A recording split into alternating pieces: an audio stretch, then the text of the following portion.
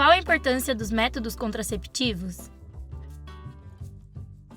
No mundo hoje em dia, nós temos uma alta taxa de gravidez não planejadas, passa de 50%.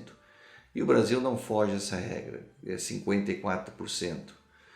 Isso significa que a gente precisa intensificar cada vez mais os métodos de contracepção. E esse método de contracepção eles têm que ser discutido desde a adolescência. A partir do momento em que uma menina passou a menstruar, a gente deve conversar com a mãe e com a menina, com a adolescente, sobre contracepção.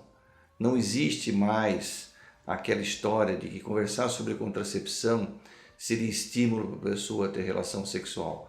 Da mesma forma que a gente, quando receita a vacina do HPV com 9 anos, também não está recomendando que a pessoa tenha uma relação. E sim, para a gente conseguir diminuir essa taxa. Essa taxa ela ocorre única e exclusivamente porque se conversa muito pouco sobre contracepção com o adolescente.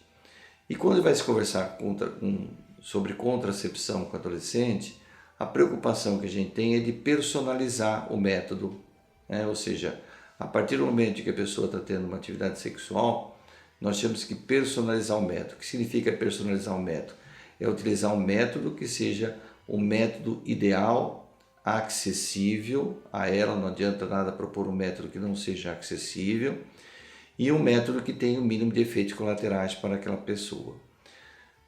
Devemos fugir dos métodos naturais, porque eles têm uma alta taxa de gravidez. Temos que utilizar métodos mais seguros, métodos muito efetivos ou métodos efetivos. Os muito efetivos são o DIU de cobre, o DIU Mirena, que é de hormônio, e o Implanon. E a pílula anticoncepcional é considerada um método efetivo. Por que essa diferença? Porque a pílula anticoncepcional depende muito do uso da paciente, ou seja, ela vai esquecer, ela vai ter que tomar e não tem a cartelinha.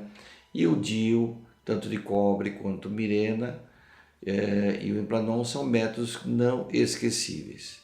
E aqui vai uma informação importante.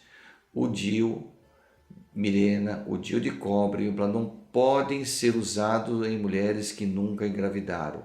Não existe essa história de não usá-los. Eles são métodos de alta eficácia e no que se refere à contracepção oral, hormonal, a gente também deve personalizar. Nós temos uma variedade muito grande de pílulas.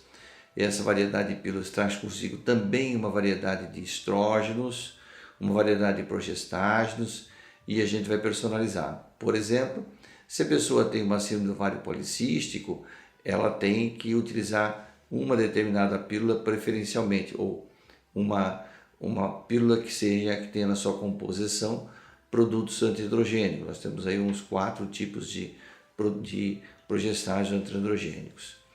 E quando a gente não pode usar um contraceptivo oral, quando a gente não vai utilizar um método de longa duração, que são o DIUs e o Implanon, a gente tem a possibilidade de usar um método vaginal, a gente tem a possibilidade de usar um método injetável, a gente tem a possibilidade agora de usar um método cuja a pessoa faz uma autoaplicação, que é o método subcutâneo, mas a gente deve sempre procurar utilizar métodos de alta efetividade, senão a gente não vai nunca conseguir diminuir essa alta taxa de gestações não programadas.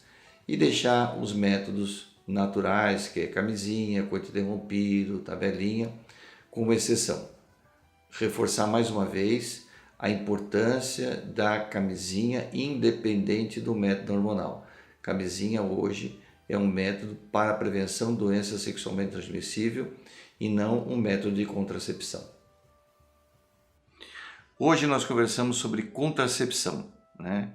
Demonstramos a importância de se fazer a contracepção devido às altas taxas que nós temos de gestação não programadas.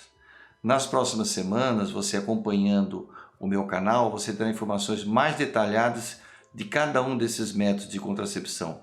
A contracepção contínua, a contracepção cíclica, os DIUs e os tipos de DIUs.